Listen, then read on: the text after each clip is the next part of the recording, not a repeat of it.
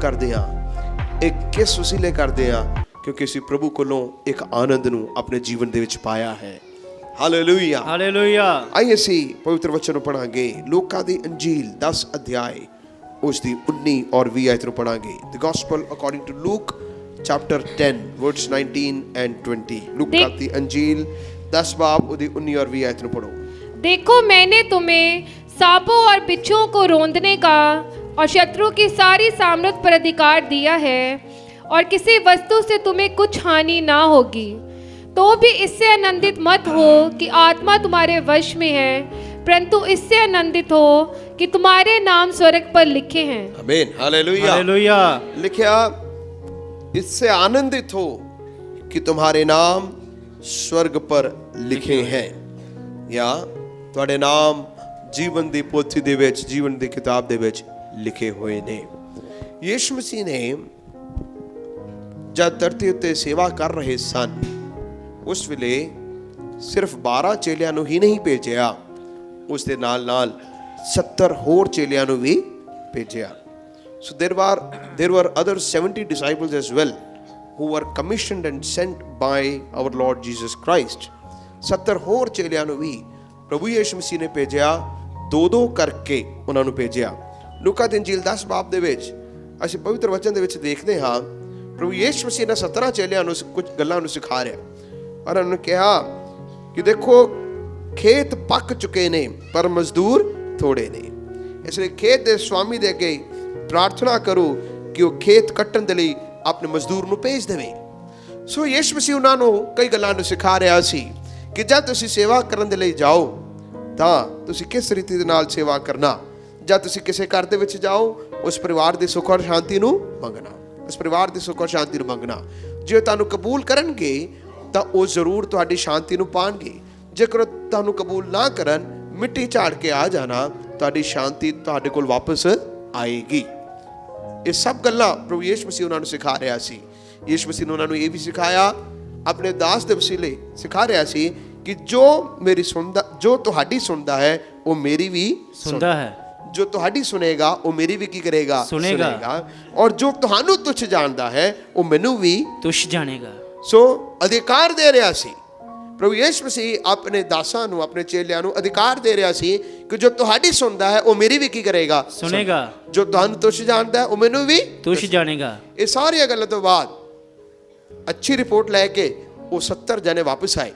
ਉਹ ਜਦੋਂ 70 ਜਣੇ ਵਾਪਸ ਆਏ, ਉਹਨਾਂ ਨੇ ਕਿਹਾ, हे ਪ੍ਰਭੂ ਜੀ, ਤੇਰੇ ਨਾਮ ਤੋਂ ਦੁਸ਼ਟ ਆਤਮਾ ਵੀ ਸਾਡੇ ਵਸ਼ ਦੇ ਵਿੱਚ ਹੈ। हे ਪ੍ਰਭੂ ਜੀ, ਤੁਹਾਡੇ ਨਾਮ ਦੇ ਵਿੱਚ ਦੁਸ਼ਟ ਆਤਮਾ ਵੀ ਸਾਡੇ ਵਸ ਵਿੱਚ ਹਨ। ਦੁਸ਼ਟ ਆਤਮਾ ਵੀ ਸਾਡੇ ਵਸ਼ ਦੇ ਵਿੱਚ ਹਨ। ਉਸਨੇ ਕਿਹਾ, ਉਸਨੇ ਚੇਲਿਆਂ ਨੂੰ ਕਿਹਾ, ਦੇਖੋ, ਮੈਂ ਸ਼ੈਤਾਨ ਨੂੰ ਬਿਜਲੀ ਦੇ ਵਾਂਗੂ ਸਵਰਗ ਤੋਂ ਗਿਰਿਆ ਹੋਇਆ ਦੇਖ ਰਿਹਾ ਸੀ। ਮੈਂ ਤੁਹਾਨੂੰ ਸੱਪਾਂ ਔਰ ਬਿੱਛਿਆਂ ਨੂੰ ਰੌਂਦਣ ਦਾ ਵੈਰੀ ਦੇ ਸਾਰੇ ਸਾਮਰਥ ਉਤੇ ਕੀ ਦਿੱਤਾ ਹੈ? ਇਖਤਿਆਰ ਦਿੱਤਾ ਹੈ। ਕੀ ਦਿੱਤਾ ਹੈ? ਇਖਤਿਆਰ ਦਿੱਤਾ ਹੈ। ਸੋ ਪਹਿਲੀ ਗੱਲ ਇਹ ਹੈ, ਪ੍ਰਭੂ ਯਿਸੂ ਮਸੀਹ ਨੇ ਆਪਣੇ ਚੇਲਿਆਂ ਨੂੰ, ਆਪਣੇ ਲੋਕਾਂ ਨੂੰ ਅਧਿਕਾਰ ਦਿੱਤਾ ਹੈ। ਕੀ ਦਿੱਤਾ ਹੈ? ਇਖਤਿਆਰ ਦਿੱਤਾ ਹੈ। ਅਧਿਕਾਰ ਦਿੱਤਾ ਹੈ। ਇੱਕ ਅਧਿਕਾਰ ਉਸਨੇ ਆਪਣੇ ਚੇਲਿਆਂ ਨੂੰ ਦਿੱਤਾ ਹੈ, ਇੱਕ ਅਧਿਕਾਰ ਉਸਦੇ ਕੋਲ ਹੈ। ਐਗਜ਼ਾਮਪਲ, ਅਧਿਕਾਰ ਔਰ ਸ਼ਕਤੀ ਦੇ ਵਿੱਚ ਬੜਾ ਫਰਕ ਹੈ। ਸ਼ੈਤਾਨ ਦੇ ਕੋਲ ਸ਼ਕਤੀ ਹੈ ਪਰ ਸ਼ੈਤਾਨ ਦੇ ਕੋਲ ਅਧਿਕਾਰ ਨਹੀਂ ਹੈ। ਨਹੀਂ ਹੈ।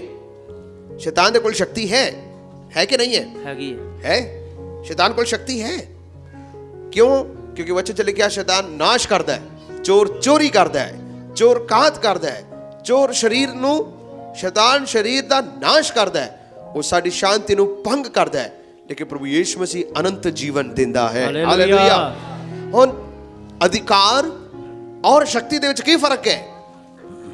ਵਚਨ ਦੇ ਵਿੱਚ ਲਿਖਿਆ, ਜੋ ਯੂਨਾਨੀ ਜੋ ਸ਼ਬਦ ਲਿਖਿਆ ਗਿਆ ਅਧਿਕਾਰ ਦੇ ਲਈ, ਉਹ ਹੈ ਐਕਸੂਸੀਆ। ਐਕਸੂਸੀਆ ਉਸਦਾ ਮਤਲਬ ਹੈ ਅਧਿਕਾਰ। ਔਰ ਸ਼ਕਤੀ ਦੇ ਲਈ the word is dunamis। ਸ਼ਕਤੀ ਦੇ ਲਈ ਯੂਨਾਨੀ ਸ਼ਬਦ ਹੈ ਡੁਨਾਮਿਸ।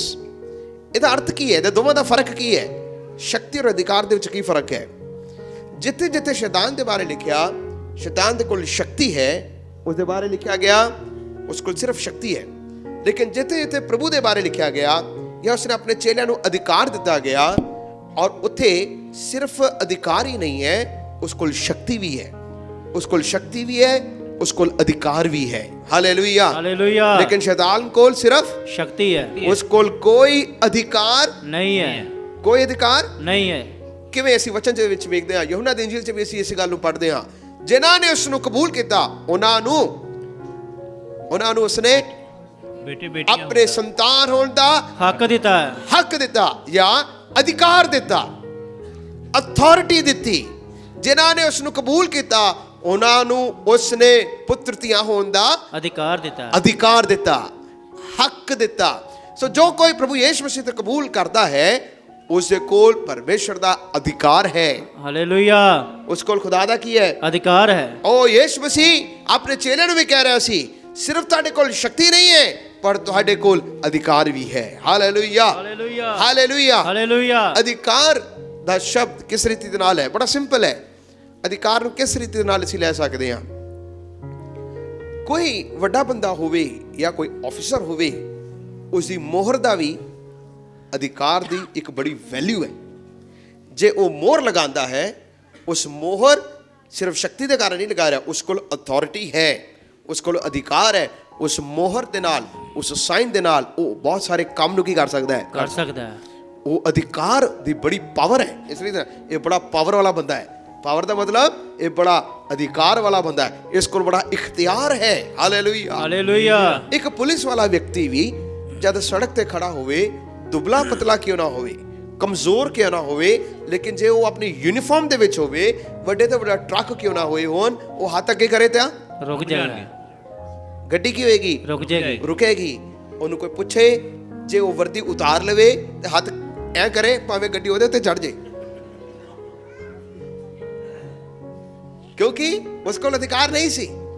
ਲੇਕਿਨ ਉਸ ਕੋਲ ਅਧਿਕਾਰ ਕਿੱਥੋਂ ਮਿਲਿਆ? ਉਸ ਨੂੰ ਸਰਕਾਰ ਨੇ ਉਸ ਵਰਦੀ ਪਹਿਨਾ ਕੇ ਉਸ ਨੂੰ ਅਧਿਕਾਰ ਦਿੱਤਾ ਕਿ ਉਹ ਕਿਸੇ ਗੱਡੀ ਨੂੰ ਵੀ ਕੀ ਕਰ ਸਕਦਾ ਹੈ? ਰੋਕ ਸਕਦਾ ਹੈ। ਹਾਲੇਲੂਇਆ। हालेलुया। ਇਸੇ ਰੀਤੀ ਦੇ ਨਾਲ ਸਾਡੀ ਆਪਣਾ ਕੋਈ ਕੁਵਤ ਨਹੀਂ ਹੈ, ਸਾਡੀ ਆਪਣੀ ਕੋਈ ਸਾਮਰਥ ਨਹੀਂ ਹੈ, ਲੇਕਿਨ ਪਰਮੇਸ਼ਰ ਦੇ ਵੱਲੋਂ ਮਿਲਿਆ ਅਧਿਕਾਰ ਹੈ। ਹਾਲੇਲੂਇਆ। हालेलुया। ਹਾਲੇਲੂਇਆ। हालेलुया। ਯਿਸੂ ਮਸੀਹ ਆਪਣੇ ਚੇਲਿਆਂ ਨੂੰ ਵੀ ਸਿਖਾ ਰਿਹਾ ਸੀ ਕਿ ਦੇਖੋ, ਮੈਂ ਸ਼ੈਤਾਨ ਨੂੰ ਬਿਜਲੀ ਦੇ ਵਾਂਗ ਸਵਰਗ ਤੋਂ ਗਿਰਿਆ ਹੋਇਆ ਦੇਖ ਰਿਹਾ ਸੀ। ਮੈਂ ਤੁਹਾਨੂੰ ਸੱਪਾਂ ਔਰ ਬਿੱਛਿਆਂ ਨੂੰ ਲਤਾੜਨ ਦਾ ਸ਼ਤਰੂ ਦੀ ਸਾਰੀ ਸਾਮਰਥ ਤੇ ਕੀ ਦਿੱਤਾ ਹੈ? इख्तियार देता है। ਵੈਰੀ ਕੌਣ ਹੈ ਥੇ?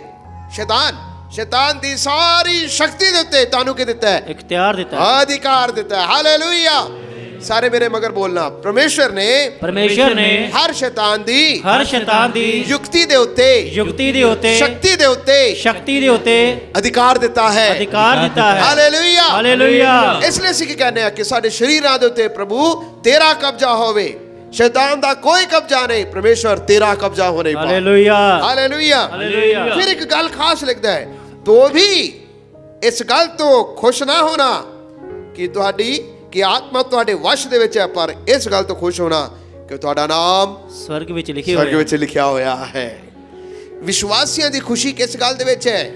ਵਿਸ਼ਵਾਸੀਆਂ ਦੀ ਖੁਸ਼ੀ ਸਭ ਤੋਂ ਪਹਿਲਾਂ ਇਸ ਗੱਲ ਦੇ ਵਿੱਚ ਹੈ ਕਿ ਮੇਰਾ ਨਾਮ ਜੀਵਨ ਦੀ ਪੁਸਤਕ ਦੇ ਵਿੱਚ ਲਿਖਿਆ ਹੋਇਆ ਹੈ। हालेलुया। ਹਾਲੇਲੂਇਆ। ਹਾਲੇਲੂਇਆ। हालेलुया। ਜੇਕਰ ਸਾਡਾ ਨਾਮ ਜੀਵਨ ਦੀ ਪੁਸਤਕ ਦੇ ਵਿੱਚ ਲਿਖਿਆ ਹੋਇਆ ਹੈ, ਇਸ ਨਾਲੋਂ ਵੱਧ ਕੇ ਕੋਈ ਖੁਸ਼ੀ ਨਹੀਂ ਹੈ। ਕਿਉਂ ਮੈਂ ਕਹਿ ਰਿਹਾ ਹਾਂ? ਪਰਮੇਸ਼ਰ ਨੇ, ਪ੍ਰਭੂ ਯਿਸੂ ਮਸੀਹ ਨੇ ਆਪਣੇ ਚੇਲਿਆਂ ਨੂੰ ਇਹ ਕਿਉਂ ਕਿਹਾ ਕਿ ਜਦ ਤੁਹਾਡੇ ਵਸੀਲੇ ਵੱਡੇ ਕੰਮ ਹੋਣ, ਤੁਸੀਂ ਖੁਸ਼ ਨਾ ਹੋਣਾ। ਜਦ ਖੁਦਾ ਤੁਹਾਡੇ ਵਸੀਲੇ ਵੱਡੇ ਕੰਮ ਕਰੇ, ਤੁਸੀਂ ਬੋਲੋ, ਜੇ ਤੁਹਾਡੇ ਵਸੀਲੇ ਤੁਹਾਡੀ ਪ੍ਰਾਰਥਨਾ ਨੂੰ ਸੁਣ ਕੇ ਖੁਦਾ ਕੋਈ ਅਜੀਬ ਕੰਮ ਕਰੇ, ਤੁਸੀਂ ਫੁੱਲ ਨਾ ਜਾਣਾ। ਕਿਉਂ? ਕਿਉਂਕਿ ਉਹ ਦਾਤ ਪਰਮੇਸ਼ਵਰ ਦਾ ਹੈ। ਉਹ ਦਾਤ ਕਿਹਦਾ ਹੈ? ਉਹ ਗਿਫਟ ਪਰਮੇਸ਼ਵਰ ਦਾ ਹੈ, ਔਰ ਜੇ ਉਸ ਦਾ ਹੈ ਉਹ ਕਿਸੇ ਵੇਲੇ ਵੀ ਲੈ ਵੀ ਸਕਦਾ ਹੈ, ਔਰ ਮਹਿਮਾ ਵੀ ਪਰਮੇਸ਼ਵਰ ਦੀ ਹੈ। ਹਾਲੇਲੂਇਆ। ਸਾਡੀ ਕੋਈ ਖੂਬੀ नहीं है। ਜੇ ਵਰਦੀ ਉਸਨੇ ਦਿੱਤੀ ਹੈ, ਉਹ ਲੈ ਵੀ ਸਕਦਾ ਹੈ। ਵਰਦੀ ਉਸ ਦੀ ਹੈ, ਮੇਰੀ ਵਰਦੀ नहीं है। ਹਾਲੇਲੂਇਆ। हालेलुया। ਲੇਕਿਨ ਇੱਕ ਗੱਲ ਜ਼ਰੂਰ ਹੈ, ਇਸ ਗੱਲ ਦੇ ਵਿੱਚ ਖੁਸ਼ ਨਹੀਂ ਹੋਣਾ ਕਿ ਤੁਹਾਡੇ ਵਸੀਲੇ ਖੁਦਾ ਕੋਈ ਕੰਮ ਕਰ ਰਿਹਾ ਹੈ, ਜਾਂ ਤੁਹਾਡੇ ਵਸੀਲੇ ਖੁਦਾ ਨੇ ਤੁਹਾਨੂੰ ਬਰਕਤਾਂ ਦਿੱਤੀਆਂ ਨੇ। ਇਸ ਗੱਲ ਦੀ ਕੋਈ ਖੁਸ਼ੀ ਨਹੀਂ। ਇਹ ਫਰੂਟ ਹੈ, ਇਹ ਫਲ ਹੈ। ਸਭ ਤੋਂ ਵੱਡੀ ਖੁਸ਼ੀ ਵਿਸ਼ਵਾਸੀਆਂ ਦਾ ਕੀ ਹੈ? ਮੈਂ ਤੋਬਾ ਕੀਤਾ, ਮੈਂ ਨਜਾਤ ਨੂੰ ਹਾਸਲ ਕੀਤਾ, ਮੇਰਾ ਨਾਮ ਜੀਵਨ ਦੀ ਪੁਸਤਕ ਦੇ ਵਿੱਚ ਲਿਖਿਆ ਹੋਇਆ। हालेलुया। ਅੱਜ ਮੈਂ ਚਲੇ ਵੀ ਜਾਵਾਂ, ਅੱਜ ਮੇਰੀ ਮੌਤ ਵੀ ਹੋ ਜਾਏ, ਮੈਨੂੰ ਪਤਾ ਮੈਂ ਕਿੱਧਰ ਨੂੰ ਜਾ ਰਿਹਾ। ਮੈਂ ਉਸ ਸਵਰਗੀ ਪਿਤਾ ਦੇ ਸਾਹਮਣੇ ਇੱਕ ਦਿਨ ਜ਼ਰੂਰ ਖੜਾ ਹੋਵਾਂਗਾ। ਮੇਰਾ ਨਾਮ ਉਸ ਜੀਵਨ ਦੀ ਕਿਤਾਬ ਦੇ ਵਿੱਚ ਜ਼ਰੂਰ ਲਿਖਿਆ ਜਾਏਗਾ। ਹਾਲੇਲੂਇਆ। ਜਦ ਖੋਲਿਆ ਜਾਏਗਾ ਮੇਰਾ ਨਾਮ ਵੀ ਪੜਿਆ ਜਾਏਗਾ। Praise the Lord. ਹਾਲੇਲੂਇਆ। ਇਹ ਉਸੇ ਰੀਤੀ ਦੇ ਨਾਲ ਹੈ ਜਿਸ ਰੀਤੀ ਦੇ ਨਾਲ ਅੱਜ ਦੇ ਟਾਈਮ ਦੇ ਵਿੱਚ ਆਧਾਰ ਕਾਰਡ ਸਮਝ ਲਓ। ਜੇ ਆਧਾਰ ਕਾਰਡ ਹੋਵੇ ਤਾਂ ਸਾਨੂੰ ਪਤਾ ਲੱਗਦਾ ਕਿ ਮੇਰਾ ਰਿਕਾਰਡ ਸਰਕਾਰ ਦੇ ਕੋਲ ਹੈ, ਮੇਰਾ ਇੱਕ ਪ੍ਰੂਫ ਹੈ। ਇਸੇ ਰੀਤੀ ਦੇ ਨਾਲ ਤੋਬਾ ਕਰਨਾ, ਬਪਤਿਸਮਾ ਲੈਣਾ ਇੱਕ ਪ੍ਰੂਫ ਹੈ। ਮਰਕੁਸ 16:16 ਦੇ ਵਿੱਚ ਲਿਖਿਆ ਜੋ ਤੋਬਾ ਕਰੇ ਔਰ ਬਪਤਿਸਮਾ ਲੈ ਉਹੀ ਬਚਾਇਆ ਜਾਵੇਗਾ। हालेलुया। जो तौबा करे, जो विश्वास करे और जो बपतिस्मा ले वही बचाया जाएगा। पढ़ांगे प्रकाश की पोथी 20 बाब उसकी 15 आयत पढ़ो। Revelation 20 verse 15। प्रकाश की पोथी 20 ਦੀ 15 आयत पढ़ो। ਅਤੇ ਜੇ ਕੋਈ ਜੀਵਨ ਦੀ ਪੋਥੀ ਵਿੱਚ ਲਿਖਿਆ ਹੋਇਆ ਨਾ ਲੱਭਾ ਜਿਸ ਦਾ ਨਾਮ ਜੀਵਨ ਦੀ ਕਿਤਾਬ ਦੇ ਵਿੱਚ ਲਿਖਿਆ ਹੋਇਆ ਨਾ ਮਿਲਿਆ ਤਾਂ ਉਹ ਅੱਗ ਦੀ ਝੀਲ ਵਿੱਚ ਸੁੱਟਿਆ ਜਾਵੇਗਾ। ਕਿੱਧਰ ਸੁੱਟਿਆ ਜਾਏਗਾ? ਅੱਗ ਦੀ ਝੀਲ ਵਿੱਚ। ਲਿਖਿਆ ਜਿਸ ਦਾ ਨਾਮ ਜੀਵਨ ਦੀ ਕਿਤਾਬ ਦੇ ਵਿੱਚ ਲਿਖਿਆ ਹੋਇਆ ਨਾ ਲੱਭਾ ਨਾ ਲੱਭਾ ਉਹ ਕਿੱਧਰ ਸੁੱਟਿਆ ਜਾਏਗਾ? ਤਾਂ ਅੱਗ ਦੀ ਝੀਲ ਵਿੱਚ ਸਾਰੇ ਸੁੱਟਿਆ ਬੋਲੋ। ਜਾਵੇਗਾ। ਕਿੱਧਰ ਸੁੱਟਿਆ ਜਾਏਗਾ? ਅੱਗ ਦੀ ਝੀਲ। ਜੀਵਨ ਦੀ ਕਿਤਾਬ ਦੇ ਵਿੱਚ ਨਾਮ ਜੇ ਉਸ ਵਿੱਚ ਲਿਖਵਾਣਾ ਹੈ ਤਾਂ ਕੀ ਕਰਨਾ ਪਏਗਾ? बोलो। तौबा करनी पड़ेगी। अपने पापा तो तौबा करनी पड़ेगी। तौबा करनी पड़ेगी। हालेलुया। जैसी तौबा कर दे साडा नाम जीवन दी जीवन दी किताब ਦੇ ਵਿੱਚ ਲਿਖਿਆ ਜਾਏਗਾ ਔਰ ਜਿਸ ਦਾ ਨਾਮ ਜੀਵਨ ਦੀ ਪੋਥੀ ਦੇ ਵਿੱਚ ਨਹੀਂ ਹੈ ਉਹ ਅੱਗ ਦੀ ਝੀਲ ਵਿੱਚ ਸੁੱਟਿਆ ਜਾਵੇਗਾ। ਕਿੱਧਰ ਸੁੱਟੇ ਜਾਣਗੇ? ਅੱਗ ਦੀ ਝੀਲ। ਪੜੋ 21 ਦੀ 7 ਆਇਤ ਨੂੰ ਵੀ ਪੜੋ। ਇਸੇ ਦਾ ਪ੍ਰਕਾਸ਼ ਦੀ ਪੋਥੀ 21 ਦੀ 7 ਆਇਤ ਨੂੰ ਪੜੋ। Revolution 21 verse 7। ਜਿਹੜਾ ਜਿੱਤਣ ਵਾਲਾ ਹੈ ਉਹ ਇਹਨਾਂ ਪਦਾਰਥਾਂ ਦਾ ਅਧਿਕਾਰੀ ਹੋਵੇਗਾ ਅਤੇ ਮੈਂ ਉਹਦਾ ਪਰਮੇਸ਼ਰ ਹੋਵਾਂਗਾ ਅਤੇ ਉਹ ਮੇਰਾ ਪੁੱਤਰ ਹੋਵੇਗਾ। ਪਰ ਡਰਾਕਲ ਬੇਪਰਤੀਤੇ ਘਿਨੌਣੇ ਖੂਨੀ ਹਰਾਮਕਾਰਾਂ ਵਿਭਚਾਰੀ ਜਾਦੂਗਰ ਮੂਰਤੀ ਪੂਜਕ ਅਤੇ ਸਾਰੇ ਝੂਠਾਂ ਦਾ ਹਿੱਸਾ ਉਸ ਝੀਲ ਵਿੱਚ ਹੋਵੇਗਾ ਜਿਹੜੀ ਅੱਗ ਅਤੇ ਗੰਧਕ ਦੇ ਨਾਲ ਬਲਦੀ ਹੈ। ਇਹ ਦੂਜੀ ਮੌਤ ਹੈ। ਇਹ ਦੂਸਰੀ ਮੌਤ ਹੈ। ਲੇਕਿਨ ਜਿਨ੍ਹਾਂ ਨੇ ਪ੍ਰਭੂ ਨੂੰ ਕਬੂਲ ਕੀਤਾ ਉਹ ਦੂਸਰੀ ਮੌਤ ਦੇ ਹਵਾਲੇ ਨਹੀਂ ਸੌਂਪੇ ਜਾਣਗੇ। ਪਹਿਲੀ ਮੌਤ ਸਭਨਾਂ ਨੂੰ ਆਏਗੀ। ਕਿਹੜੀ ਮੌਤ? ਸਰੀਰਕ ਮੌਤ। ਭਾਵੇਂ ਧਰਮੀ ਹੈ ਤੇ ਭਾਵੇਂ ਪਾਪੀ ਹੈ, ਸਭਨਾਂ ਨੇ ਇੱਕ ਦਿਨ ਮਿੱਟੀ ਦੇ ਵਿੱਚ ਰਲ ਜਾਣਗੇ। ਲੇਕਿਨ ਜਿਨ੍ਹਾਂ ਨੇ ਪ੍ਰਭੂ ਨੂੰ ਕਬੂਲ ਕੀਤਾ ਉਹ ਅੱਗੇ ਦੂਸਰੀ ਮੌਤ ਦੇ ਹਵਾਲੇ ਨਹੀਂ ਸੌਂਪੇ ਜਾਣਗੇ, ਲੇਕਿਨ ਸਦਾ ਦੇ ਅਨੰਤ ਕਾਲ ਦੇ ਜੀਵਨ ਦੇ ਵਿੱਚ ਦਾਖਲ ਹੋ ਜਾਣਗੇ। ਹਾਲੇਲੂਇਆ। ਇਸ ਲਈ ਤੋਬਾ ਕਰਨਾ ਕਿਉਂ ਜ਼ਰੂਰੀ ਹੈ? ਅਸੀਂ ਇਸ ਦੁਨੀਆ ਦੇ ਲਈ ਹੀ ਨਹੀਂ ਲੇਕਿਨ ਆਉਣ ਵਾਲੇ ਯੁੱਗ ਆਉਣ ਵਾਲੇ ਸਮੇਂ ਦੇ ਲਈ ਤੁਹਾਨੂੰ ਤਿਆਰ ਕਰਾ ਰਹੇ ਹਾਂ। ਹਾਲੇਲੂਇਆ। ਲੇਕਿਨ ਉਹ ਲੋਕ ਜਿਹੜੇ ਡਰਾਕਲ ਨੇ, ਜਿਹੜੇ ਬੇਪਰਤੀਤੇ, ਜਿਹੜੇ ਘਿਨੌਣੇ ਨੇ, ਜਿਹੜੇ ਹਥਿਆਰੇ ਨੇ, ਵਿਭਚਾਰੀ ਨੇ, ਟੋਨੇ ਨੇ, ਮੂਰਤੀ ਪੂਜਕ ਨੇ, ਝੂਠਾਂ ਦੇ ਹਿੱਸਾ ਲੈਣ ਵਾਲੇ ਨੇ, ਇਹ ਸਭਨਾਂ ਦਾ ਹਿੱਸਾ ਕਿੱਧਰ ਹੈ? ਅੱਗ ਦੀ ਝੀਲ ਵਿੱਚ ਹੋਵੇਗਾ। ਅੱਗ ਦੀ ਝੀਲ ਨਰਕ ਦੇ ਵਿੱਚ ਉਹਨਾਂ ਦਾ ਹਿੱਸਾ ਹੋਏਗਾ। ਮੇਰੇ ਪਿਆਰੇ ਰੱਬ ਦੇ ਲੋਕੋ, ਤੁਸੀਂ ਇਸ ਜਗ੍ਹਾ ਤੇ ਜਿੰਨੇ ਵੀ ਬੈਠੇ ਹੋ, ਕੋਈ ਵੀ ਐਸਾ ਨਾ ਹੋਵੇ ਜਿਹੜਾ ਦੂਸਰੀ ਮੌਤ ਦੇ ਹਵਾਲੇ ਸੌਂਪਿਆ ਜਾਵੇ। ਲੇਕਿਨ ਸਭ ਤੋਂ ਵੱਡੀ ਖੁਸ਼ੀ ਇਹ ਹੋਏਗੀ ਅਸੀਂ ਸਭ ਦੇ ਸਭ ਸਵਰਗੀ ਦੇ ਵਿੱਚ ਜਾਂਦੇ ਹੋਏ ਅਨੰਤ ਕਾਲ ਦੇ ਜੀਵਨ ਦੇ ਵਿੱਚ ਦਾਖਲ ਹੋ ਸਕੀਏ। ਹਾਲੇਲੂਇਆ। ਤੁਹਾਡੀ ਔਰ ਮੇਰੀ ਪ੍ਰਾਰਥਨਾ ਸਭ ਤੋਂ ਜ਼ਿਆਦਾ ਇਹ ਹੋਵੇ, ਪ੍ਰਭੂ ਯੀਸ਼ੂ ਜਦ ਤੂੰ ਆਵੇ ਸਭ ਤੋਂ ਜ਼ਿਆਦਾ ਲੋਕ ਮੇਰੇ ਮੁਹੱਲੇ ਚੋਂ, ਮੇਰੇ ਪਿੰਡ ਚੋਂ, ਮੇਰੇ ਇਲਾਕੇ ਦੇ ਵਿੱਚੋਂ ਸਭ ਤੋਂ ਜ਼ਿਆਦਾ ਲੋਕ ਪ੍ਰਭੂ ਜੀ ਸਵਰਗ ਦੇ ਵਿੱਚ ਜਾਣੇ ਚਾਹੀਦੇ ਨੇ। ਹਾਲੇਲੂਇਆ। ਫਿਰ ਉਹਨਾਂ ਨੂੰ ਅਸੀਂ ਕੀ ਕਵਾਂਗੇ? ਤੁਹਾਨੂੰ ਇੱਧਰ ਵੀ ਮਿਲੇ ਆ, ਅੱਗੇ ਵੀ ਮਿਲਾਂਗੇ। ਇੱਥੇ ਵੀ ਮਿਲੇ ਆ, ਅੱਗੇ ਵੀ ਮਿਲਾਂਗੇ। ਹਾਲੇਲੂਇਆ। ਇਸ ਲਈ ਤੋਬਾ ਕਰਨਾ ਵਿਸ਼ਵਾਸੀਆਂ ਦਾ ਸਭ ਤੋਂ ਵੱਡਾ ਆਨੰਦ ਇਸੇ ਗੱਲ ਦੇ ਵਿੱਚ ਹੈ।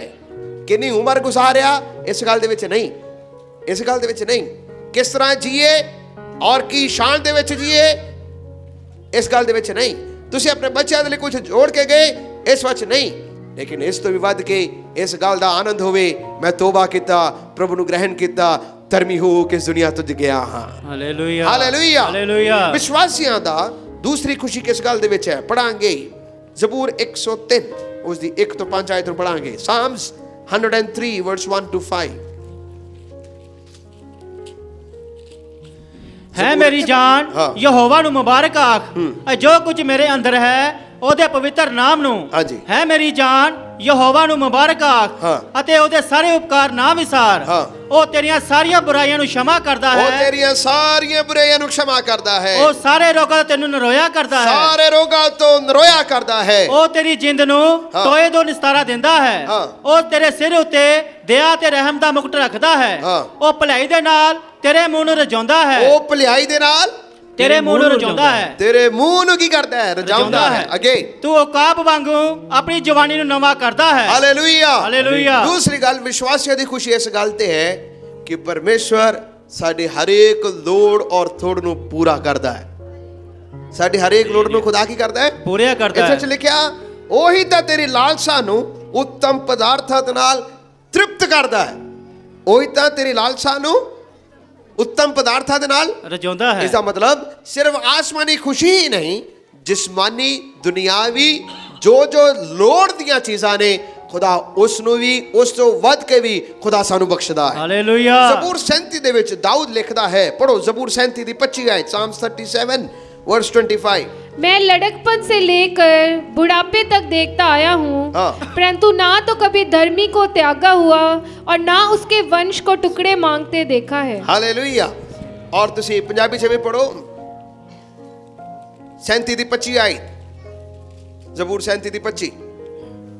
ਮੈਂ ਜਵਾਨ ਸਾਂ ਹਾਂ। ਅਤੇ ਹੁਣ ਬੁੱਢਾ ਹੋ ਗਿਆ ਹਾਂ, ਹਾਂ। ਪਰ ਮੈਂ ਨਾ ਧਰਮੀ ਨੂੰ ਤਿਆਗਿਆ ਹੋਇਆ ਨਾ ਉਸ ਦੀ ਅੰਸ ਨੂੰ ਟੁਕੜੇ ਮੰਗਦਿਆਂ ਹੋਇਆ ਵੇਖਿਆ ਹੈ। ਹਾਲੇਲੂਇਆ। ਹਾਲੇਲੂਇਆ। ਇੱਥੇ ਲਿਖਦਾ ਹੈ ਦਾਊਦ ਇੱਕ ਪਾਤਸ਼ਾਹ ਹੁੰਦੇ ਹੋਏ ਆਪਣੀ ਸੰਗਤ ਨੂੰ ਇਸ ਪ੍ਰਕਾਰ ਨਾਲ ਗੀਤ ਦੇ ਨਾਲ ਲਿਖ ਰਿਹਾ ਹੈ। 37 ਜ਼ਬੂਰ ਧਰਮੀਆਂ ਦਾ ਅੰਤ ਕੈਸਾ ਹੈ, ਧਰਮੀਆਂ ਦਾ ਜੀਵਨ ਕੈਸਾ, ਉਸ ਦੇ ਬਾਰੇ ਲਿਖਦਾ ਕਿ ਧਰਮੀ 7 ਵਾਰ ਵੀ ਡਿੱਗੇ ਖੁਦਾ ਉਸ ਨੂੰ ਫਿਰ ਕੀ ਕਰੇਗਾ? ਉਠਾਉਂਦਾ ਹੈ। ਲਿਖਦਾ ਕਿ ਧਰਮੀ ਦਾ ਥੋੜਾ ਜਿਹਾ ਧਨ ਦੁਸ਼ਟਾਂ ਦੇ ਬਹੁਤ ਧਨ ਨਾਲੋਂ ਵੀ ਉੱਤਮ ਹੈ। ਇਹ ਕੌਣ ਲਿਖ ਰਿਹਾ? ਦਾਊਦ ਜ਼ਬੂਰ 37 ਚ ਲਿਖਦਾ ਹੈ, ਕਹਿੰਦਾ ਕਿ ਧਰਮੀਆਂ ਦਾ ਥੋੜਾ ਜਿਹਾ ਪੈਸਾ ਦੁਸ਼ਟਾਂ ਦੇ ਬਹੁਤ ਸਾਰੇ ਧਨ ਨਾਲੋਂ ਵੀ ਕੀ ਹੈ? ਉੱਤਮ ਹੈ। ਫਿਰ ਲਿਖਦਾ ਯਹੋਵਾ ਖਰੇ ਲੋਕਾਂ ਦੀ ਉਮਰ ਦੀ ਸੁਧੀ ਰੱਖਦਾ ਹੈ। ਜਾਂ 18 ਕਹਿੰਦਾ ਕਿ ਪਰਮੇਸ਼ਰ ਧਰਮੀਆਂ ਦੇ ਉਮਰ ਦੀ ਦਿਨ ਜਾਣਦਾ ਹੈ। ਕੀ ਕਰਦਾ ਹੈ? ਦਿਨ ਜਾਣਦਾ ਹੈ। ਪਰਮੇਸ਼ਰ ਧਰਮੀਆਂ ਦੇ ਦਿਨ ਜਾਣਦਾ ਹੈ। ਖਰੇ ਲੋਕਾਂ ਦੇ ਦਿਨਾਂ ਨੂੰ ਵੀ ਕੀ ਕਰਦਾ ਹੈ? ਜਾਣਦਾ ਹੈ। ਸੋ ਜੇਕਰ ਤੁਸੀਂ ਪ੍ਰਭੂ ਨੂੰ ਕਬੂਲ ਕੀਤਾ, ਤੁਹਾਡੇ ਦਿਨ ਕਿਸੇ ਵੀ ਇਨਸਾਨ ਦੇ ਹੱਥ ਵਿੱਚ ਨਹੀਂ ਹੈ, ਤੁਹਾਡੇ ਦਿਨਾਂ ਨੂੰ ਉਸਨੇ ਗਿਣਿਆ ਹੈ। ਹਾਲੇਲੂਇਆ। ਤੁਹਾਡੇ ਦਿਨਾਂ ਨੂੰ ਪਰਮੇਸ਼ਰ ਨੇ ਕੀ ਕੀਤਾ ਹੈ? ਗਿਣਿਆ ਹੋਇਆ ਹੈ। ਧਰਮੀਆਂ ਦੇ ਉਮਰ ਨੂੰ ਵੀ ਉਹ ਯਾਦ ਰੱਖਦਾ ਹੈ। ਫਿਰ ਲਿਖਦਾ ਹੈ ਜਦ ਤੁਸੀਂ ਨੀਚੇ ਆਉਂਦੇ ਹੋ ਉੱਥੇ ਲਿਖਦਾ ਹੈ ਕਿ ਧਰਮੀ ਅਨੁਗ੍ਰਹਿ ਕਰਦਾ ਔਰ ਦਾਨ ਦਿੰਦਾ ਹੈ, ਔਰ ਉੱਥੇ ਲਿਖਿਆ ਉਸ ਨੂੰ ਜੋ ਆਸ਼ੀਸ਼ ਪਾਉਂਦੇ ਨੇ ਉਹ ਧਰਤੀ ਦੇ ਵਿੱਚ ਵਾਰਿਸ ਵੀ ਹੋਣਗੇ। ਨੀਚੇ ਆ ਕੇ ਉਹ ਲਿਖਦਾ ਹੈ, ਕਹਿੰਦਾ ਮੈਂ ਜਵਾਨ ਸੀ। ਕੌਣ ਕਹਿੰਦਾ ਹੈ? ਦਾਊਦ। ਦਾਊਦ ਆਪਣੇ ਬਾਰੇ ਵੀ ਨਹੀਂ ਕਹਿ ਰਿਹਾ, ਧਰਮੀਆਂ ਨੂੰ ਵੇਖ ਕੇ ਕਹਿ ਰਿਹਾ, ਕਹਿੰਦਾ ਮੈਂ ਜਵਾਨ ਸੀ, ਬੁੱਢਾ ਹੋ ਗਿਆ ਹਾਂ।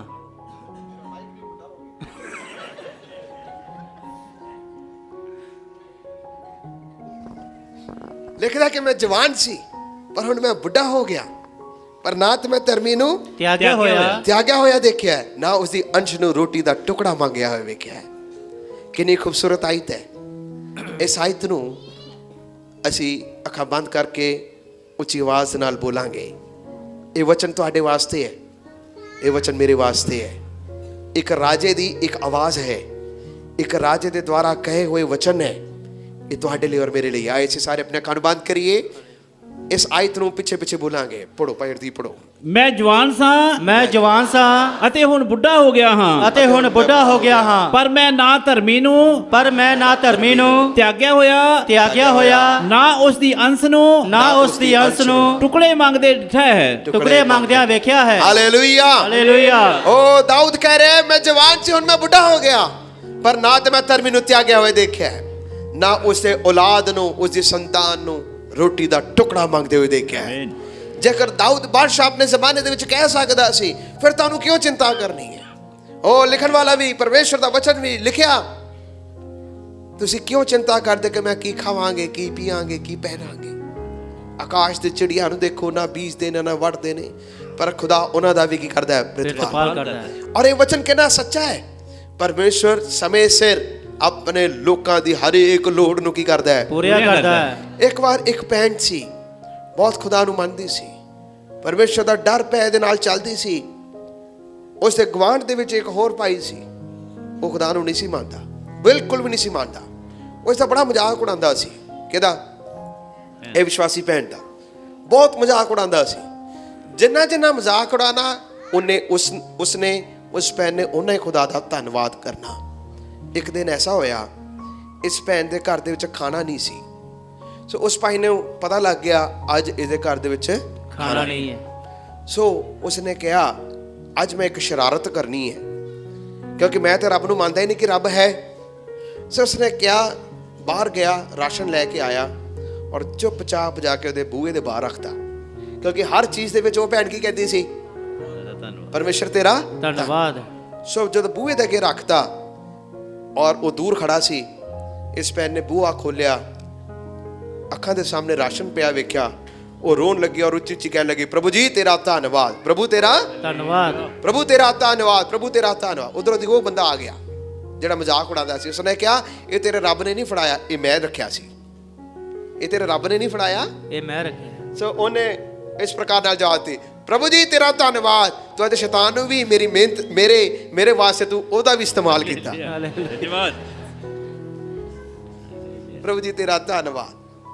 ਇਹ ਮੇਰਾ ਵੈਰੀ ਸੀ, ਠੀਕ ਹੈ, ਤੁਸੀਂ ਉਸ ਨੂੰ ਵੀ ਇਸਤੇਮਾਲ ਕੀਤਾ। ਪਰਮੇਸ਼ਰ ਨੇ ਜੇ ਤੁਹਾਨੂੰ ਖਾਣਾ ਖਿਲਾਣਾ ਹੈ, ਜੇ ਖੁਦਾ ਨੇ ਤੁਹਾਡਾ ਇੰਤਜ਼ਾਮ ਕਰਨਾ ਹੈ, ਏਲੀਆ ਦਾ ਪਰਮੇਸ਼ਵਰ ਅਹਾਬ ਔਰ ਇਸਬੇਲ ਦੇ ਸਮੇਂ ਜਦ ਧਮਕੀ ਦਾ ਸਮੇਂ ਚੱਲ ਰਿਹਾ ਸੀ, ਜਦ ਇੱਕ ਅਕਾਲ ਦਾ ਸਮੇਂ ਚੱਲ ਰਿਹਾ ਸੀ, ਪਰਮੇਸ਼ਰ ਨੇ ਜੇ ਏਲੀਆ ਨੂੰ ਭੁੱਖੇ ਨਹੀਂ ਰੱਖਿਆ, ਜੇ ਖੁਦਾ ਨੇ ਜੇ ਉਸ ਦਾ ਇੰਤਜ਼ਾਮ ਕੀਤਾ, ਪਰਮੇਸ਼ਰ ਦਾ ਧੰਨਵਾਦ ਕਰੀਏ। ਖੁਦਾ ਸਾਡਾ ਵੀ ਇੰਤਜ਼ਾਮ ਕਰਨ ਵਾਲਾ ਪਰਮੇਸ਼ਰ ਹੈ। ਇਜ਼ਰਾਈਲੀਆਂ ਨੂੰ ਉਜਾੜ ਦੇ ਵਿੱਚ ਮੰਨਾ ਖਿਲਾਉਣ ਵਾਲਾ ਪਰਮੇਸ਼ਰ, ਏਲੀਆ ਨੂੰ ਔਰ ਜੰਗਲੀ ਕਾਵਾਂ ਦੇ ਵਸੀਲੇ ਵਧੀਆ ਰੋਟੀ ਖਿਲਾਉਣ ਵਾਲਾ ਪਰਮੇਸ਼ਰ, ਕਿ ਉਸ ਨਾਲੋਂ ਵੱਧ ਕੇ ਖੁਦਾ ਤੁਹਾਡਾ ਪ੍ਰਤਿਪਾਲ ਨਹੀਂ ਕਰੇਗਾ?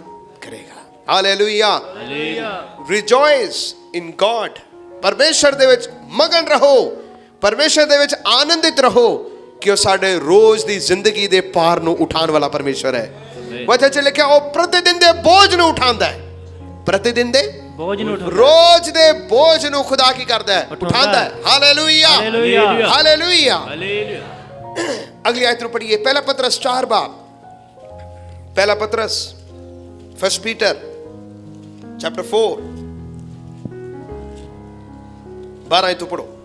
हे प्रियो, जो दुख रूपी अग्नि तुम्हारे परखने के लिए तुम में भड़की है, इससे ये समझकर अचंभा ना करो कि कोई अनोखी बात तुम पर बीत रही है, पर जैसे जैसे मसीह के दुखों में सहभागी होते हो आनंद करो, जिससे उसकी महिमा के प्रकट होते समय भी तुम आनंदित और मगन हो।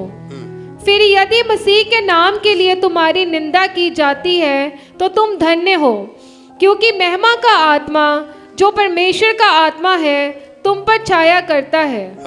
तुम में से कोई व्यक्ति हत्यारा या चोर या कुकर्मी होने या पराये काम में हाथ डालने के कारण दुख ना पाए, पर यदि मसीही होने के कारण दुख पाए तो लज्जित ना हो, पर इस बात के लिए परमेश्वर की महिमा करे, क्योंकि वह समय आ पहुंचा है कि पहले परमेश्वर के लोगों का न्याय किया जाए, और जबकि न्याय का आरंभ हम ही से हो। बस हालेलुया। तीसरी गल, विश्वासी लोग किस गल दे विच खुश होना? कोई भी व्यक्ति चाहे वो मसीह दे विच हो के दुखा नूं सहिते भी उसनूं पसंद नहीं करते। 2 मिनट दे विच ही साडी जुबान बदल जाती है। जे मसीह दे नाम दे खातिर असीं दुखा नूं चलदे हां तां असीं उल्ट हो जांदे हां। लेकिन पवित्र वचन सानूं की सिखांदा है, जेकर कोई तुहानूं मसीह दे नाम दे कारण निंदा करे, अपमान करे, तुसी मुबारक हो, तुसी खुश होना, आनंदित होना। Hallelujah, hallelujah. जे असीं चंगा पाना चाहते हां ते जे प्रभु दे नाम दे खातिर मसीह नूं प्राप्त करन दे कारण, जे खुदा दे नाम नूं दे कारण लोक तुहानूं ठट्ठा करन, लोक तुहाडा ताने मेने देन, तुसी दुखी नहीं होना। वचन कहंदा तुसी प्रभु दे विच की होना? आनंदित हो। दुख नूं नहीं सहना, लोक की कहणगे सोच के लोग गुजे रहंदे है। की रहंदे?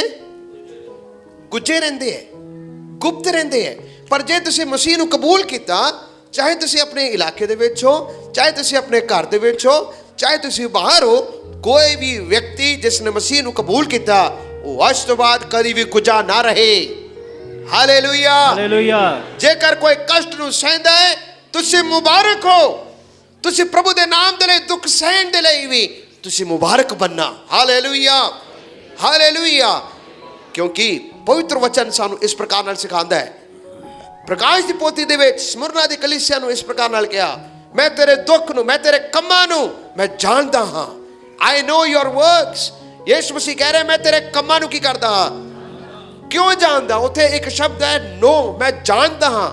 ਜਾਣਨਾ ਦੂਰ ਤੋਂ ਨਹੀਂ, ਤਜਰਬੇ ਤੋਂ। ਕਿਸ ਤਰ੍ਹਾਂ? ਯਿਸੂ ਮਸੀਹ ਨੇ ਖੁਦ ਕਿਨੇ ਤਸੀਹੇ ਨੂੰ ਸਹਿਆ, ਫਿਰ ਵੀ ਉਹ ਸ਼ਾਂਤ ਰਿਹਾ।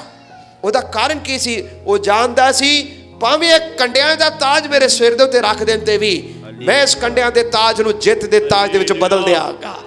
ਹਾਲੇਲੂਇਆ। ਕੰਡਿਆਂ ਦੇ ਤਾਜ ਤੁਹਾਡੇ ਉੱਤੇ ਵੀ ਹੋਏ ਤੇ ਵੀ ਘਬਰਾਣਾ ਨਹੀਂ। ਮਸੀਹ ਦੇ ਨਾਮ ਦੇ ਖਾਤਰ ਵੀ ਦੁੱਖ ਚੱਲੇ ਤੇ ਵੀ ਇਸ ਨੂੰ ਖੁਸ਼ੀ ਦਾ ਔਰ ਆਨੰਦ ਦੀ ਗੱਲ ਸਮਝਣਾ, ਪ੍ਰਭੂ ਜੀ ਤੇਰਾ ਧੰਨਵਾਦ, ਤੂੰ ਜੀਵਨ ਦਾ ਤਾਜ ਮੈਨੂੰ ਦੇਣ ਜਾ ਰਿਹਾ ਹੈ। Hallelujah, hallelujah. ਹੋ ਸਕਦਾ ਤੁਸੀਂ ਆਪਣੇ ਪਰਿਵਾਰ ਦੇ ਵਿੱਚ ਇਕੱਲੇ ਪ੍ਰਭੂ ਜੀ ਆਏ, ਜਾਂ ਆਪਣੇ ਇਲਾਕੇ ਦੇ ਵਿੱਚ ਇਕੱਲੇ ਮਸੀਹ ਘਰ ਹੋ। ਘਬਰਾਣਾ ਨਹੀਂ। ਲੋਕ ਕੀ ਕਹਿਣਗੇ ਸੋਚਣਾ ਨਹੀਂ। ਜੋ ਸੋਚਣਾ ਸੋਚਣ ਦਿਓ, ਜੋ ਸੋਚਣਾ ਜੋ ਸੋਚਣਾ ਸੋਚਣ ਦਿਓ। ਮਸੀਹ ਦੇ ਖਾਤਰ ਖੜੇ ਰਹਿਣ ਦੇ ਲਈ, ਮਸੀਹ ਦੇ ਖਾਤਰ ਦੁੱਖ ਨੂੰ ਸਹਿਣ ਦੇ ਲਈ ਤਿਆਰ ਔਰ ਖੁਸ਼ ਔਰ ਮਗਨ ਰਹਿਣਾ। Hallelujah, hallelujah. ਅਗਲੀ ਗੱਲ ਨੂੰ ਪੜਾਂਗੇ, ਪਹਿਲਾ ਥੈਸਲੋਨੀਕੀਓ 4:16। First Thessalonians chapter 4 verse 16। 4:16 ਪੜੋ। ਇਸ ਲਈ ਜੋ ਪ੍ਰਭੂ ਆਪ ਲਲਕਾਰੇ ਨਾਲ, ਮਹਾਦੂਤ ਦੀ ਆਵਾਜ਼ ਨਾਲ ਅਤੇ ਪਰਮੇਸ਼ਰ ਦੀ ਤੁਰੀ ਨਾਲ ਸਵਰਗ ਤੋਂ ਉਤਰੇਗਾ ਅਤੇ ਜਿਹੜੇ ਮਸੀਹ ਵਿੱਚ ਹੋ ਕੇ ਮਰੇ ਹਨ ਉਹ ਪਹਿਲਾਂ ਜੀ ਉਠਣਗੇ। ਹਾਂਜੀ। ਤਦ ਅਸੀਂ ਜਿਹੜੇ ਜਿਉਂਦੇ ਅਤੇ ਬਾਕੀ ਰਹਿੰਦੇ ਹਾਂ ਉਹਨਾਂ ਦੇ ਨਾਲ ਹੀ ਹਵਾ ਵਿੱਚ ਪ੍ਰਭੂ ਦੇ ਮਿਲਣ ਨੂੰ ਬੱਦਲਾਂ ਉੱਤੇ ਅਚਾਨਕ ਉਠਾਏ ਜਾਵਾਂਗੇ ਅਤੇ ਇਸੇ ਤਰ੍ਹਾਂ ਅਸੀਂ ਸਦਾ ਪ੍ਰਭੂ ਦੇ ਸੰਗ ਰਹਾਂਗੇ। ਸੋ ਤੁਸੀਂ ਇਹਨਾਂ ਗੱਲਾਂ ਨਾਲ ਇੱਕ ਦੂਸਰੇ ਨੂੰ ਤਸੱਲੀ ਦਿਓ। ਬਸ। Hallelujah, hallelujah. ਆਖਰੀ ਗੱਲ, ਵਿਸ਼ਵਾਸੀਆਂ ਦਾ ਆਨੰਦ ਕੀ ਹੈ? ਵਿਸ਼ਵਾਸੀਆਂ ਦਾ ਆਨੰਦ ਇਸ ਗੱਲ ਤੇ ਹੈ ਕਿ ਜਿਹੜਾ ਯਿਸੂ ਮਸੀਹ ਮੁਰਦਿਆਂ ਦੇ ਵਿੱਚੋਂ ਜੀ ਉਠਿਆ ਉਹ ਦੁਬਾਰਾ ਬਦਲਾਂ ਤੇ ਆਉਣ ਵਾਲਾ ਹੈ। Hallelujah, hallelujah. ਵਿਸ਼ਵਾਸੀਆਂ ਦਾ ਆਨੰਦ ਇਸ ਗੱਲ ਤੇ ਹੈ ਕਿ ਜੋ ਮਸੀਹ ਦੇ ਵਿੱਚ ਹੋ ਕੇ ਮਰੇ ਨੇ ਉਹ ਇੱਕ ਦਿਨ ਜੀ ਉਠਣਗੇ। ਅਸੀਂ ਆਪਣੇ ਪਿਆਰੇ ਦੁਲਹਾ ਪ੍ਰਭੂ ਯਿਸੂ ਮਸੀਹ ਦੇ ਨਾਲ ਮੇਲ ਕਰਾਂਗੇ। ਹਾਲੇਲੂਇਆ। ਜੋ ਮਸੀਹ ਦੇ ਵਿੱਚ ਹੋ ਕੇ ਜਾਂਦੇ ਨੇ ਉਹਨਾਂ ਦੇ ਲਈ ਸ਼ੋਕ ਨਹੀਂ ਹੈ, ਉਹਨਾਂ ਦੇ ਲਈ ਦੁੱਖ ਜ਼ਰੂਰ ਹੈ ਲੇਕਿਨ ਸ਼ੋਕ ਨਹੀਂ ਹੈ। ਕਿਉਂ? ਕਿਉਂਕਿ ਵਿਛੋੜਾ ਹੈ। ਥੋੜੇ ਚਿਰ ਦੇ ਲਈ ਅਲੱਗ ਹੋਏ ਆ, ਇੱਕ ਵਾਰ ਦੁਬਾਰਾ ਤੁਸੀਂ ਉਹਨਾਂ ਨੂੰ ਮਿਲਾਂਗੇ। ਵਿਸ਼ਵਾਸੀਆਂ ਦਾ ਆਨੰਦ ਇਸ ਗੱਲ ਤੇ ਹੈ ਜਿਸ ਨੇ ਮੌਤ ਦੇ ਤੇ ਫਤਿਹ ਪਾਈ ਉਹ ਅੱਜ ਵੀ ਜੀਵਿਤ ਹੈ। ਹਾਲੇਲੂਇਆ। ਔਰ ਉਸਨੇ ਕਿਹਾ ਇਹ ਮੌਤ ਤੇਰਾ ਡੰਗ ਕਿੱਥੇ ਹੈ? ਇਸ ਕ੍ਰਿਸਮਸ ਦੇ ਦਿਨ ਜਦੋਂ ਆਉਣ ਵਾਲਾ ਹੈ ਬਹੁਤ ਸਾਰੇ ਲੋਕ ਯਿਸੂ ਮਸੀਹ ਦੇ ਜਨਮ ਦੇ ਬਾਰੇ ਬੜੀ ਖੁਸ਼ੀ ਕਰਨਗੇ, ਅੱਛੀ ਗੱਲ, ਲੇਕਿਨ ਉਸ ਤੋਂ ਵੀ ਵੱਧ ਕੇ ਇਸ ਗੱਲ ਦੀ ਖੁਸ਼ੀ ਕਰਨਾ ਜਿਹੜਾ ਯਿਸੂ ਆਇਆ ਉਹ ਗਿਆ ਵੀ ਹੈ ਔਰ ਦੁਬਾਰਾ ਆਉਣ ਵੀ ਵਾਲਾ ਹੈ। Hallelujah, hallelujah, hallelujah. ਮੇਰਾ ਯਿਸੂ ਦੁਬਾਰਾ तो ਆਉਣ ਵਾਲਾ ਹੈ, ਆਉਣ ਵਾਲਾ ਹੈ। मेरे यीशु दोबारा तो ਆਉਣ ਵਾਲਾ ਹੈ, मेरे यीशु दोबारा तो ਆਉਣ ਵਾਲਾ ਹੈ, यीशु दोबारा तो ਆਉਣ ਵਾਲਾ ਹੈ। Hallelujah, hallelujah. ਉਹ ਕਿਸ ਨੂੰ ਲੈਣ ਦੇ ਲਈ ਆਏਗਾ? ਧਰਮੀਆਂ ਨੂੰ ਲੈਣ ਦੇ ਲਈ ਆਏਗਾ।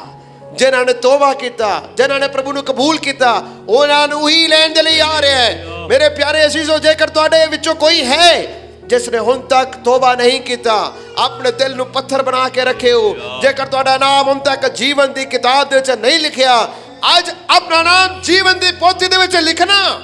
ਭਾਵੇਂ ਤੁਸੀਂ ਮਸੀਹ ਪਰਿਵਾਰ ਦੇ ਵਿੱਚ ਜਨਮ ਲਿਆ, ਭਾਵੇਂ ਤੁਸੀਂ ਸੰਡੇ ਸਕੂਲ ਪੜ੍ਹੇ, ਚਾਹੇ ਤੁਸੀਂ ਗੀਤ ਗਾਉਂਦੇ ਹੋ, ਚਾਹੇ ਤੁਸੀਂ ਸਾਜ਼ ਵਜਾਉਂਦੇ ਹੋ, ਚਾਹੇ ਤੁਸੀਂ ਪ੍ਰਭੂ ਦੀ ਆਰਾਧਨਾ ਕਰਦੇ ਹੋ, ਪਰ ਜੇਕਰ ਤੁਹਾਡਾ ਨਾਮ ਜੀਵਨ ਦੀ ਪੋਥੀ ਦੇ ਵਿੱਚ ਨਹੀਂ ਹੈ, ਸਭ ਕੁਝ ਅਧੂਰਾ ਹੈ।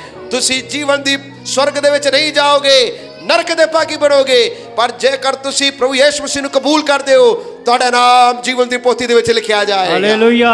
ਆਇਸੇ ਸਾਰੇ ਆਪਣੇ ਅੱਖਾਂ ਨੂੰ ਬੰਦ ਕਰੀਏ, ਪ੍ਰਭੂ ਦੇ ਵਿੱਚ ਹੋ ਕੇ ਆਨੰਦਿਤ ਕਰੀਏ।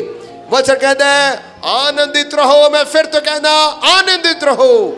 ਉਹ ਸਾਨੂੰ ਆਸਮਾਨੀ ਖੁਸ਼ੀ ਵੀ ਦੇਵੇਗਾ, ਉਹ ਸਾਨੂੰ ਇਸ ਦੁਨਿਆਵੀ ਬਰਕਤਾਂ ਵੀ ਦੇਵੇਗਾ। ਜਿਵੇਂ ਦਾਊਦ ਨੇ ਕਿਹਾ ਮੈਂ ਜਵਾਨ ਸੀ ਪਰ ਹੁਣ ਮੈਂ ਬੁੱਢਾ ਹੋ ਗਿਆ, ਪਰ ਮੈਂ ਨਾ ਤਾਂ ਕਦੀ ਧਰਮੀ ਨੂੰ ਤਿਆਗਿਆ ਹੋਇਆ ਦੇਖਿਆ, ਨਾ ਉਹਦੀ ਅੰਸ਼ ਨੂੰ ਰੋਟੀ ਦਾ ਟੁਕੜਾ ਮੰਗਦੇ ਹੋਏ ਦੇਖਿਆ। ਉਹ ਪਰਮੇਸ਼ਵਰ ਤੁਹਾਡਾ ਵੀ ਪਰਮੇਸ਼ਵਰ ਹੈ, ਉਹ ਖੁਦਾ ਮੇਰਾ ਵੀ ਪਰਮੇਸ਼ਵਰ ਹੈ, ਉਹ ਹਰ ਇੱਕ ਨੂੰ ਬਰਕਤਾਂ ਦੇਣ ਵਾਲਾ ਪਰਮੇਸ਼ਵਰ ਹੈ। ਪਹਿਲੇ ਉਹਦੇ ਸਵਰਗੀ ਰਾਜ ਨੂੰ ਖੋਜੋ, ਪਹਿਲੇ ਉਸਦੇ ਧਰਮ ਨੂੰ ਖੋਜੋ, ਸਾਰੀਆਂ ਵਸਤਾਂ ਤੈਨੂੰ ਪਿੱਛੇ ਪੈ ਕੇ ਮਿਲਣਗੀਆਂ। ਉਹ ਸਾਰੀਆਂ ਵਸਤਾਂ ਤੈਨੂੰ ਪਿੱਛੇ ਪੈ ਕੇ ਮਿਲਣਗੀਆਂ। ਤੁਹਾਨੂੰ ਆਪਣੇ ਆਉਣ ਵਾਲੇ ਭਵਿੱਖ ਦਾ ਫਿਕਰ ਹੋਏਗਾ। ਪਰਮੇਸ਼ਵਰ ਕਹਿ ਰਿਹਾ ਘਬਰਾਣਾ ਨਹੀਂ, ਜੇਕਰ ਤੁਸੀਂ ਧਰਮੀ ਹੋ, ਹੁਣ ਤੱਕ ਚਲਾਇਆ, ਅੱਗੇ ਵੀ ਮੈਂ ਚਲਾਵਾਂਗਾ। ਹਾਲੇਲੂਇਆ। ਜੇਕਰ ਤੁਸੀਂ ਪ੍ਰਭੂ ਨੂੰ ਕਬੂਲ ਕੀਤਾ, ਘਬਰਾਣਾ ਨਹੀਂ, ਮੈਂ ਅੱਗੇ ਵੀ ਤੁਹਾਡਾ ਫਿਕਰ ਕਰਾਂਗਾ। ਮੈਂ ਤੁਹਾਡਾ ਵੀ ਪਿਤਾ ਹਾਂ, ਤੁਹਾਡੇ ਬੱਚਿਆਂ ਦਾ ਵੀ ਮੈਂ ਹੀ ਪਿਤਾ ਹਾਂ। ਹਾਲੇਲੂਇਆ। ਮੈਂ ਤੁਹਾਡਾ ਵੀ ਪਿਤਾ ਹਾਂ, ਤੁਹਾਡੇ ਬੱਚਿਆਂ ਦਾ ਵੀ ਮੈਂ ਪਿਤਾ ਹਾਂ। ਆਸਮਾਨੀ ਖੁਸ਼ੀ ਨਾਲ ਭਰ ਦੇ ਮੈਨੂੰ, ਆਸਮਾਨੀ ਖੁਸ਼ੀ ਨਾਲ ਭਰ ਦੇ ਮੈਨੂੰ, ਗੀਤ ਨਵਾਂ ਦਿਲ ਵਿੱਚ ਪਾ, ਗੀਤ ਨਵਾਂ ਦਿਲ ਵਿੱਚ ਪਾ, ਉਤਰਾ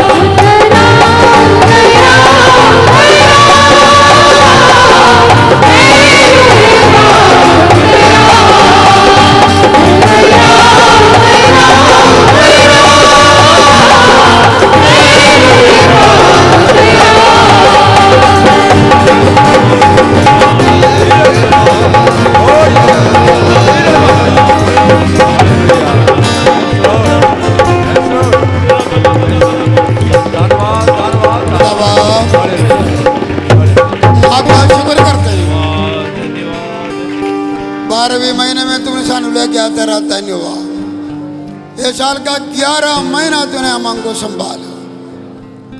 बड़े कठिनाइयों के विचों ये दुनिया गुजर के गए, साढ़े विचों भी कई लोग गुजर के गए, लेकिन तूने हम सबको उस सारे रास्तों में हमारे अंग संग रह के मेरे खुदा जी तूने आज तक संभालते हुए ये 12वें महीने में दाखिल करवाए। तेरा धन्यवाद, आपके सारी भलाई के लिए धन्यवाद। सारे लोग तेरे सन्मुख में आके आराधना करते हुए, गवाही सुनते सुनाते हुए मेरे खुदा जी काफी तेरे तेरे हजूरी में बैठे। तेरे बड़े बड़े काम का कौन ने सुना है, चर्चा किया है, तो आज भी जीवित परमेश्वर है। आपके दास को द्वारा जो वचन दिया, साड़ा नाम जीवन का पुस्तक में लिखा, हमें धर्मी बनाया, हमारा पाप क्षमा पाए। आपका बेटा और बेटे होने का अधिकार हमें मिला, हम इस बात से बड़ा खुश हो। मेरे खुदा जी हमें जिस्मानी आयशें भी हमको देते हैं, हमारे मुंह को भलाइयों से तृप्त करते हैं। तूने बहुत सारे भलाई हम पिछले दिनों में किया, हम इस बात से खुश हैं और आपका धन्यवाद भी करते हैं। आपके लिए दुख और मुसीबत क्लेश हमारे जीवन में जब आते हैं उस समय भी हम खुश रहे, क्योंकि तेज का आत्मा हमारे अंदर वो समावस्था है। आपने दुख चलेया हमारे लिए के नमूना रख कर गया, ताकि उस पंथ भरोसे में चलिए। आज हमारे कलिसिया में हो सकता, बाहर हो सकता, तेरे नाम के लिए पीड़ावान सहने वाले लोगों के लिए प्रार्थना करते, उन्हें तो हौसला बढ़े, उन्हें तो दिलेरी को बढ़ावो खुदा, आपके बीच में खुश रहे, क्योंकि उन्हें तो प्रतिफल स्वर्ग में बहुत है। आखिर में हम देखा तेरा आना बड़ा करीब है। मेरे खुदा जी हमेशा खुश रहे, तेरे बाट जोगते रहे, तेरे हजूरी में आए हो सबके लिए धन्यवाद। बरकत दो यीशु के नाम से।